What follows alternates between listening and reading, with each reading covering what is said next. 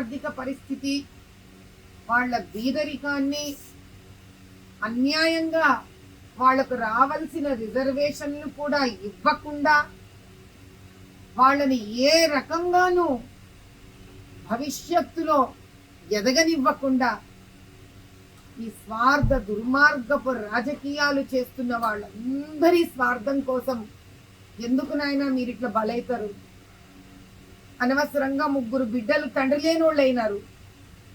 ఆ భార్య భర్త లేని వ్యక్తి అయిపోయింది. ఇప్పటికైనా వాళ్ళు బీసీ కానీ, ఎస్సీలు కానీ, ఎస్టీలు కానీ తెలంగాణలో మనం అందరం తెలుసుకోవాల్సిన ఒక విషయం ఉంది. మనమే ప్రాణాలు కోల్పోయిన తర్వాత మన హక్కులను ఎడకంచి సాధిస్తాం.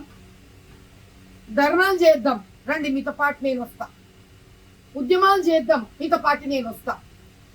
అని ప్రాణాలు పోగొట్టుకోవడం మాత్రం ఏ మంచి నిర్ణయం కాదు నాయన. అది కూడా ఎవరి కోసం తీసుకున్న ప్రాణం అది? చివరికి కుటుంబం అనాథ అయిపోయింది కదా. మీ అందరికీ చేతులెట్టి దండం పెడుతున్నా. ఈ రాష్ట్రం బాగుపడాలంటే తగలబెట్టుకుంటే బాగుపడదు రాష్ట్రం. మనం గట్టిగా నిలబడితే రాష్ట్రం బాగుపడుతుంది. ఇంతకన్నా నేను మీకు విన్నవించుకోగలిగింది ఏమీ లేదు. నా వంతు సాయం నేనేమన్నా చేయగలిగితే దయచేసి నాకు చెప్పండి. నా వంతు సహాయం నేను ఇచ్చి ఆ కుటుంబాన్ని ఆదుకునే ప్రయత్నం చేస్తాను. ఈశ్వరయ్యచారి ఆత్మ పుణ్యలోకాలను చేరుకోవాలని కోరుకుంటున్నా.